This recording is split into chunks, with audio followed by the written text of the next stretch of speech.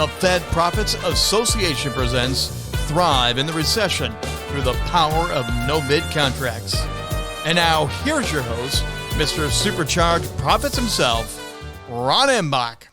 Hello again, and welcome to Thrive in the Recession with the power of no-bid federal contracts. I'm your host, Ron Imbach, Mr. Supercharged Profits. And the whole point of our program is to kind of give you tips on ways that you can get into federal contracting. It's not always the way that maybe you thought it was. We sometimes refer to that as federal contracting myths and misinformation.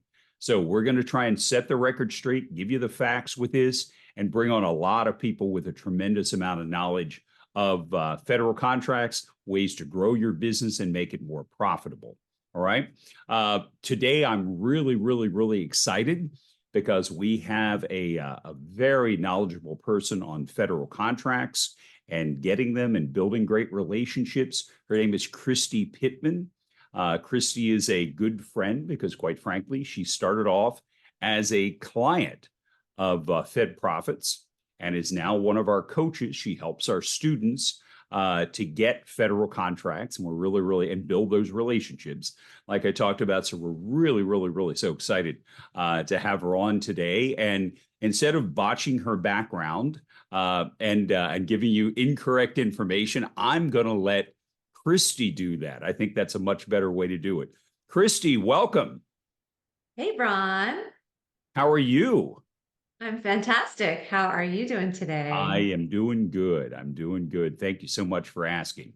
Kristy, I'm really excited because I know how much you know.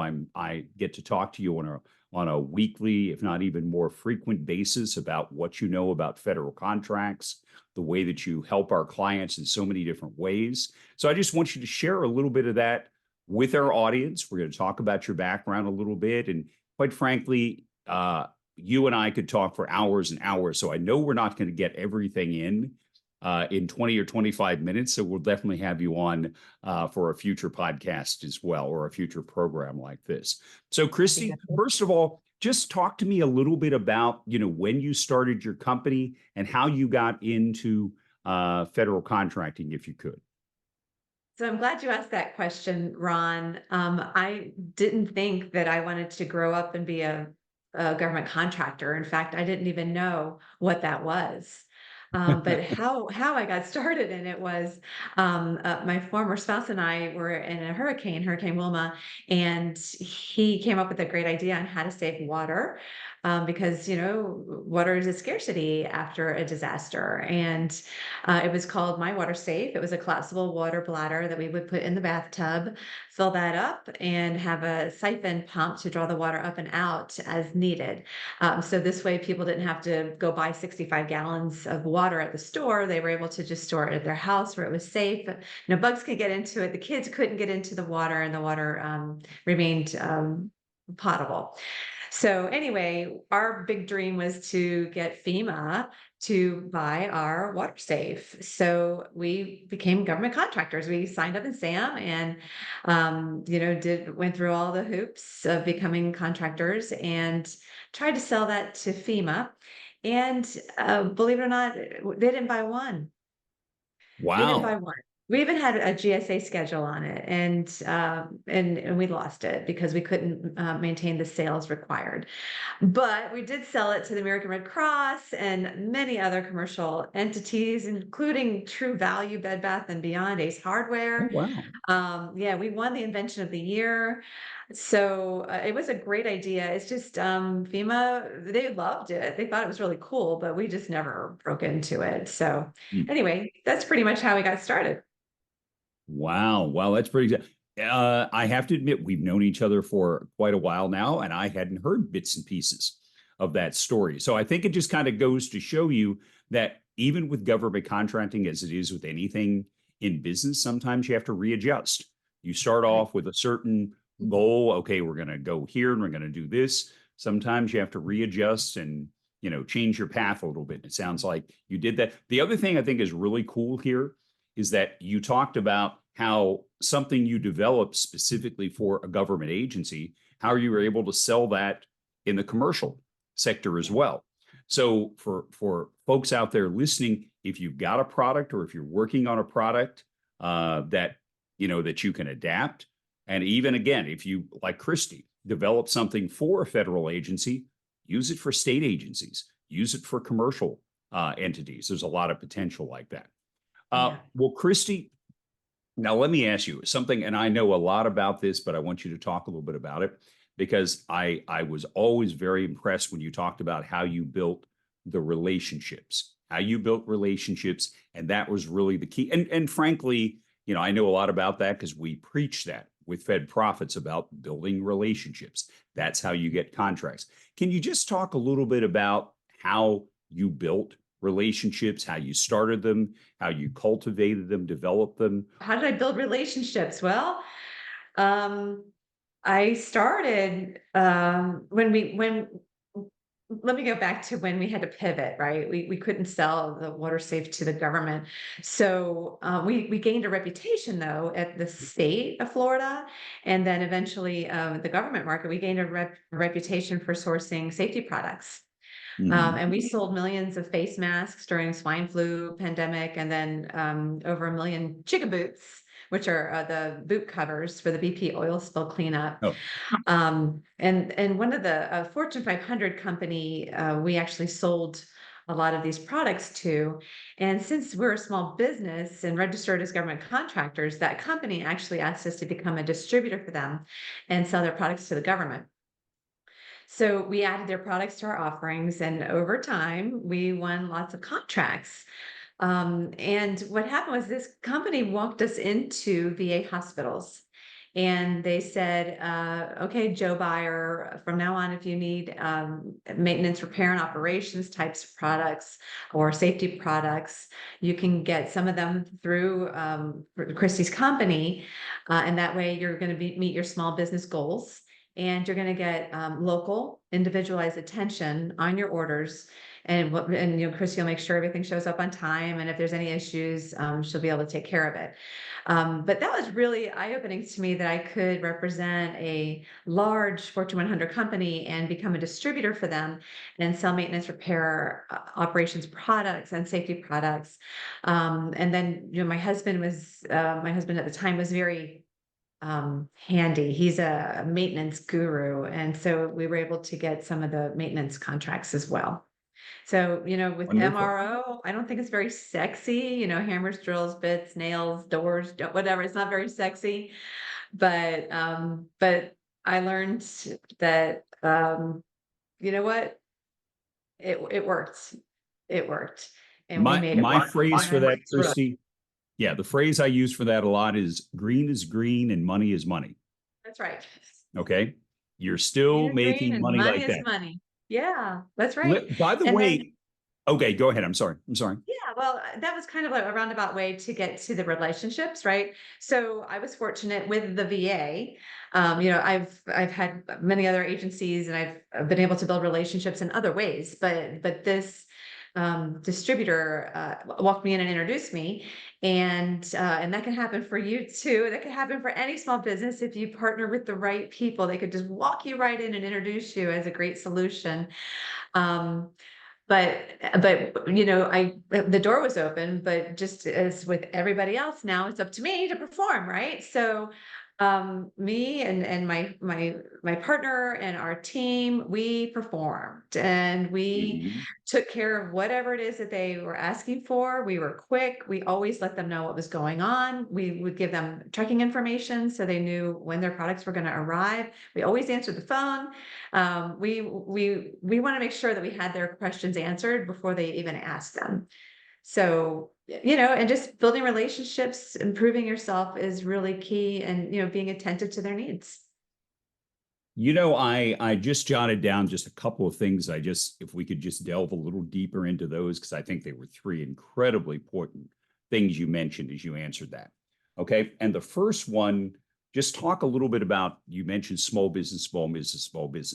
A lot of folks, and I don't know if you're listening today or watching our program, if you're under the impression, well, this is just a big business game, all those contracts go to big businesses. And something you mentioned about being a small business, Could you talk just a little bit about, the emphasis that the federal government puts on giving a lot of these procurement contracts to small businesses? That's their focus. They really like to work with more and more and more small businesses. They need more of them. Could you just address that real quick? Sure. Yeah, right. So it's not just big business. 23% of their spend has to go to small businesses, and that's a mix of just small businesses. And then there's veteran owned, there's women owned, there's 8A, there's hub zone companies that that they're set aside. The monies are set aside for these types of businesses. So not only does the government have this set aside, and again, and also acquisitions between $10,000 and $250,000 are automatically set aside for small business as well. So it's a Isn't beautiful that cool? thing. Yeah, Yeah. and so the government wants to work with small businesses, and they have so many things in place to help small businesses, including they all have small business representatives at each of the agencies, and their job, they exist to help small businesses work with their agency. I'm glad you said that because I think there's so many people. That's one of those federal contracting myths that I talk about on a regular basis, that all the contracts or most of the contracts go to Boeing, go to Northrop Grumman, go to Microsoft, go to Booz Allen, one of the big consulting firms. And that's really the case. That statute just contracts under $250,000 that are set aside. And that's, quite frankly, a lot of folks might think, well, are there a lot of those? That's most of the contracts. So, Kristy, another one of those great points you mentioned in your first answer, you mentioned subcontracting. Now, I know you did a lot of the work you did with the federal government, and especially with the VA as a prime. I realize that. But I also know that a great way for a lot of small businesses to get involved in federal contracting is as a sub. Okay, because a lot of folks, I think the paperwork scares a lot of people and the things that you're responsible for as a prime. But if you come in as a sub working for a big company, and big companies are required to sub out to small businesses, a pretty good percentage, around 30% of their contracts. And I know that you had some success with that as well. So could you talk about that just a little bit, if you could? Well, sure. That's really where I started with the emergency products. We were subcontracted because we were subcontracted by the Fortune 100 company, and then it was sold to BP by them. We were contracted for masks by that same Fortune 100 company, and then they sold that to the state. So we did start as subcontractors, and I think it is a great place to start, primarily because, like you said, it can be a little confusing and convoluted, being a prime to start with. But for companies that are brand new to government contracting and really want to start getting their feet wet, subbing's a wonderful option. And basically, a prime contractor would get the contract with the government, and they would sub a portion of that out to your small business. And then you have the opportunity to be on their team, learn about the proposal process, learn about the whole conversation with the contracting officers and all the program managers, learn about what you can and can't say, what you can and can't do, what's really specific on that contract, and what does FAR 13.2 really mean, and sometimes they'll have a legal team that you can learn from. So it's really a great avenue for people who would like to kind of have their hand held as they get started. Great, great. And as we've been doing, and I referred to before, the federal government loves acronyms, and we yeah. throw a lot of acronyms around as well. When Kristy just mentioned FAR, in case most of you don't know what that is, and you probably don't, it's Federal Acquisition Regulation. It's regulations for the federal government acquiring various goods and services, okay, that pertain to small businesses and others. So that's what she meant by that. The last thing you mentioned, and I think this is another good point just to emphasize to everyone is, and I always say this on a regular basis during, to clients, to people I talk to about federal contracts, the whole 9 yards, that you want to show up properly. And we're going to always be talking about that, how to show up properly, how to build great relationships. We've already talked about that. But the last one I always tell everyone is do a really good job when you get the contract, so you get more contracts. Now, you were much more eloquent the way you said it than I just phrased it, because you said performance. Okay. So if you could talk just a little bit about, because the reason you got so many of the contracts you got after the initial ones you got is that you proved yourself. You did a good job. And then your contact said, we can rely on Kristy's company to provide what we need. So they gave you more. That's what they do. So if you can talk a little bit about the importance of, once you get that first contract, do a good job. Once you get that second contract, do a good job. That's really, really important in government contracting, right? Absolutely. And if you don't do a good job, guess what? You're out, right? So, and you can get black marked, but they talk, right? So the buyers, the end users, program managers, everybody at the agency, they talk among each other. So if you're great, that's wonderful. The word of mouth will pass around quickly. And if you're not great, guess what? The word of mouth will pass around You're quickly. probably out of federal contracting before you even get started if you do it early on. You don't, after all the work to build the relationships, worst possible thing you can do is do a bad job, blow the relationship, and not get any more contracts. Because it takes a while. It's work to build those relationships. Absolutely. It takes months, maybe a year or two, whatever, to build a relationship. But you could, do a bad job on one contract, and it's all over. And so back to your question though, we started with credit card orders at the VA. And they were under, at that time, it was anything under 35, maybe it was under $2,500. But as we proved ourselves, and the word got around, we'd get more and more calls, and we were doing more and more orders every day. And then as they saw that we could perform, they started giving us more opportunities. So then they would just start calling and saying, "Hey, Kristy, can you have your partner come out and check out this job for this floor repair? Or we need new tile, but we need somebody to look at it and take the measurements." And then, hey, we'd get out there quickly and do exactly what they needed and get them a quote. And the quotes, and then the contracts became, $10,000 here, $80,000 there, $250,000 there.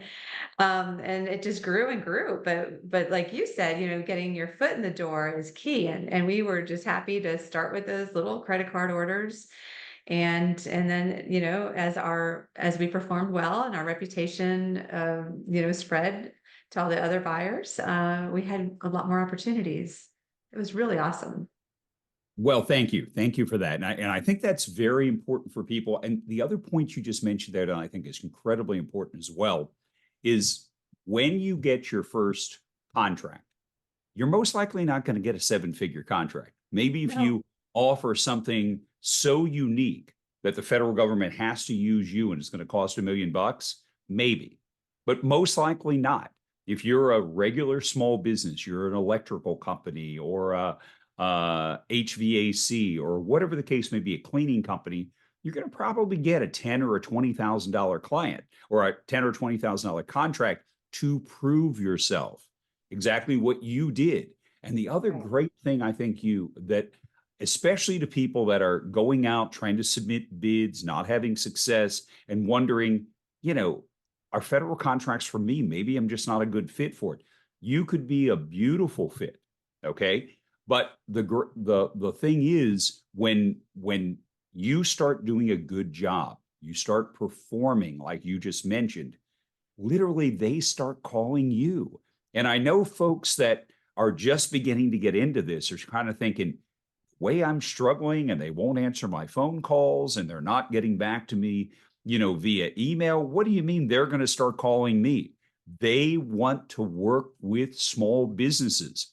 And if you prove yourself that you're a really good small business, not only will you get contracts, they'll start calling you. And we have a lot of members of our association that are in that same boat. They actually get phone calls. Got a couple of 3 contracts for you. You think you can work on these? And that's what they did with you. I think that's really, really important. Well, Kristy, as I said, I know that we can have many, many, many conversations because you are incredibly fascinating. You've got a lot of knowledge. You got a lot of great experience. So I really, really appreciate you coming on today and helping us, sharing a little of your vast amount of knowledge with our audience. And definitely want to have you back again soon if that works with you. Well, if you call me fascinating, I'll be back. Well, yeah, I mean, I mentioned it to you the other day. Wow. I'm always trying to come up with new adjectives to describe you, and it can be a little tough. I go to my thesaurus on a regular basis to try and get more adjectives for you. So thank you, Kristy. We really appreciate it. We'll look forward to talking to you again and having you on again soon. Okay. Thank you, Ron. Absolutely. I appreciate it. Okay. And I want to thank everyone for joining us again on another show. One of our shows, Thrive in the Recession Through the Power of No Bid Contracts. And again, as you've heard me say, it doesn't mean we're always in a recession because the federal government last year spent over $700 billion. Guys, that's closing in on $1 trillion on just procurement contracts, buying goods and services from companies just like you. They're the biggest customer anyone can have in the world.